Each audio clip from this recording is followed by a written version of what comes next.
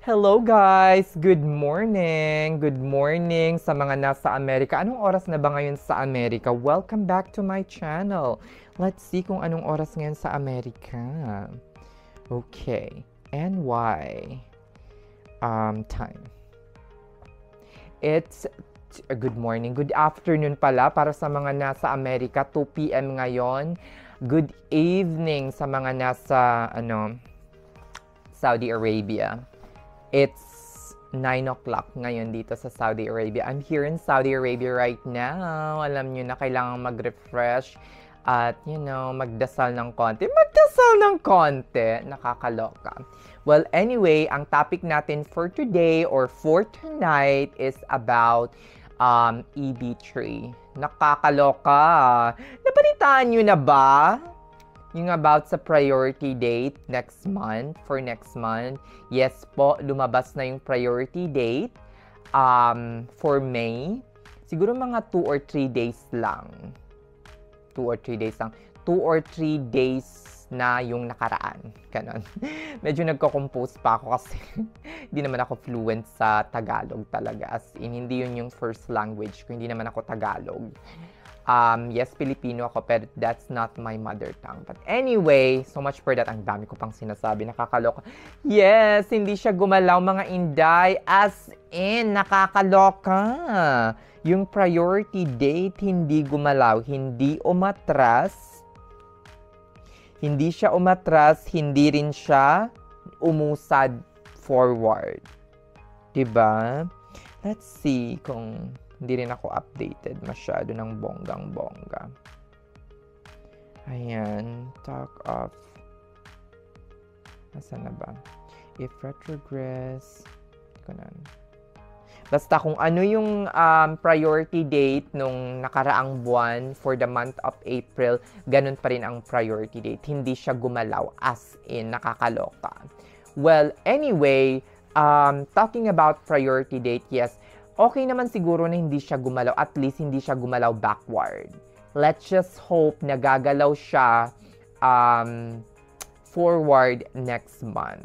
'Di ba? Malapit na ang renewal ng fiscal year this coming October ba or November? Basta parang October ata. New fiscal year na naman. So, baka inuunti-unti nila yung pagbigay ng visa for the coming months. Meron pa tayong nanalabing months which is May, hindi siya gumalaw. So, meron tayong June, July, August, September. So, meron pa tayong 4 na buwan. Hopefully, mga inday, gumalaw siya ng bonggang-bongga after September. Diba? Para masaya ang lahat. Diba? Ng bonggang-bongga. Okay. Meron akong real talk from me. Okay? Merong akong nabasa sa Lipora, a Filipino nurse shared the highs and lows of working in a prestigious hospital in California. Hindi ko alam kung anong hospital to sa California. Parang from Florida ata siya. Basahin ko yung kwento sa inyo ha. Nag-start ako sa US, sa Florida. Ako lang, and then after nag-try ako mag-travel nurse, okay naman. Kaso, napagod na ako maghanap ng place to stay every 3 months ng contract. Well, as a traveler, hindi naman ako nakapag-try pa ng traveler, pero yung mga alam ko na traveler, especially yung mga travelers sa amin, as in, nakakaloka talaga. Almost every 3 months, mga inday, naghahanap sila ng place to stay.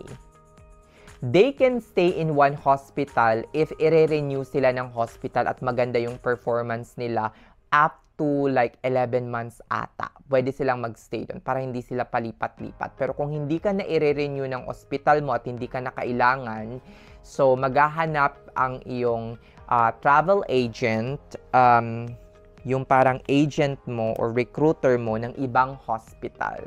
Kasi nga, 3 months lang yung contract. So palipat-lipat. Nakakapagod din at mahal yung mga accommodation. Usually, nagsistay sila sa mga hotel, nagsistay sila sa isang fully furnished apartment which is almost twice ang binabayaran nila just for the accommodation. Pero mahal naman yung bayad sa kanila. So, depende yun. Merong mga iba nagstay na lang sa as a permanent staff, tapos kumuha ng sign-in bonus, halos pareho lang daw. Kasi bumaba na yung rate ngayon ng mga travel RN or travel nurse. 'Di ba? Kasi magbabalance it out din yun kung nakakakuha ka ng sign-in bonus as a permanent staff, siguro mga ranging from $30,000 to $50,000 ang sign-in bonus for a 2-year contract.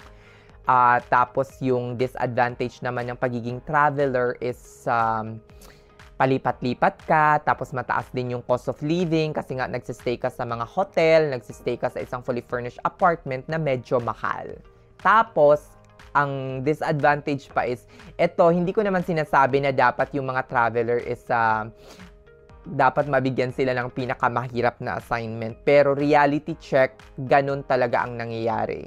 Lalo na kung bruha yung charge, ang nangyayari is that binibigay sa traveler yung pinakamahirap na assignment or pinakamabigat na assignment kasi nga mataas yung bayad sa kanila. In that case, dapat hindi ganun. Kasi dapat pare-pareho lang. Hindi naman porket mataas yung bayad sa kanila is dapat mabigat din yung ibigay na assignment. Dapat balance it out din. Kasi nga, deserve naman nilang makuha yung ganong pay rate. Some of them have stayed in the bedside nursing for 3 or 5 years and some of them are subject matter expert sa profession na ito or sa kanilang area of specialization. 'Di ba? Pero wala pa rin tayong magagawa yung mga new grad, bruha, at yung mga permanent staff na parang ang akala nila Diyos na sila. So, sasabihin talaga na, ibigay mo yan sa traveler. Traveler yan mataas yung pay rate. Wow! But anyway, going back dito sa isa sa mga post na to. So, ang ano nga dito is nahirapan siya dahil lumipat siya sa isang, for sure, isa tong malaking ospital. So, sulit dapat bago kayo lumipat ng ospital, mga Inday, alalahanin nyo muna kung sulit ba talaga yung pay. Kasi, pag lumipat kayo sa ibang ospital, kunyari, for example, galing ED nurse kayo, galing kayo sa isang level 3 trauma center. So, kung lulipat kayo sa ibang ospital, mas malaki yung pay rate, tapos mas malaki yung sign-in bonus. 'Di ba? Kaso, ang stress level napakataas. Dapat tanungin nyo rin yung sarili nyo, kaya ko ba to? Kaya ko bang magstay sa ospital na yun? Kung hindi, sisirain nyo lang yung yung career ninyo. Sisirain nyo lang yung katawan ninyo. Kasi nga, every stress na nararamdaman nyo sa inyong katawan, every day na na-stress kayo, your body is releasing what? Stress hormone, yung cortisol. So, kada release ng cortisol sa inyong katawan, mga Inday, nakakapagpabilis yan ng aging. Hindi lang aging pagdating sa yung parang, yung mukha ninyo na parang tatanda. Hindi lang ganun yon. Tatanda ang inyong cells, ang inyong mga organs, lahat-lahat na, at mabilis kayong magiging ugod-ugod. So, hanggat maaari, iiwasan natin itong stress na to. So, kung okay lang naman sa'yo, hindi ka nasistress pag lumipat ka sa isang malaking ospital, tapos maraming bully doon, walang problema. Kayang-kaya kasi nga mataas din yung pay rate. At, pero, kung ang reason lang kaya kalilipat is dahil sa yung pera, tapos na-stress ka ng bongga, naku day, wag na. 'Di ba? Kasi dito maraming mga RNs, nagtataka nga ako sa unit namin. Ang emergency department ay level 3 trauma center lamang. We are trauma center but we are a level 3 trauma center. So hindi siya masyadong, meron kaming dalawang trauma bay or trauma parang theater ganon. Pero hindi almost every day merong trauma, pero hindi kabonggahan. Kunyari, kung merong category 1 trauma, ita-transfer agad yan sa catering, not catering. It's either catering main or sa pinakamalapit na level 1 trauma center, which is the Premier Health Hospital in Dayton. So, hindi masyadong ka-stressan. So, nagtataka ako dito sa mga staff nurse na to, more than 3 years na, more than 4 years na, yun pala ayaw na nilang ma-stress sa isang level 1 trauma center. Kasi nga, nakakaloka talaga ang level 1 trauma center hospital as in. Yes, mataas yung pay rate, mataas yung sign-in bonus, pero hindi worth it para ma-stress ka ng bonggang-bongga or araw-araw. So sa mga nurses dyan, sa mga corners ko na mga Pilipino na gustong lumipat, to California or to somewhere else na, California talaga ang pinaka-target ng lahat. Alamin nyo muna kung kakayanin nyo ba yung stress, yung processing ng, probably makakakuha kayo makakakuha kayo ng license sa California. Definitely, yes. Kung kakayanin nyo ba yung gastos, kung mag-i-equal lang naman dun na kayo sa less stress. Pero kung gusto nyo talagang mag-California, sa tingin nyo is bagay kayo talaga doon, go for it mga Inday. As in, sundin nyo yung mga nasa puso nyo. Pero in my case na parang gusto na lang ng simpleng buhay, simpleng, hindi stressful at hindi naman sobrang, napakabigat yung responsibility pagdating sa pera, wala naman akong anak na sinusuportahan, okay na sa akin ng isang level 3 trauma center. Baka nga mag-urgent care pa ako o kaya community hospital, level 4 community hospital dito sa Amerika.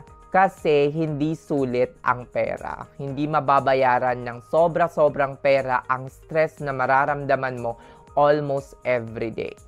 Ako, kaya-kaya kong mag 4 shifts kasi nga hindi masyadong stressful dito sa pinagtatrabahuhan kong ospital.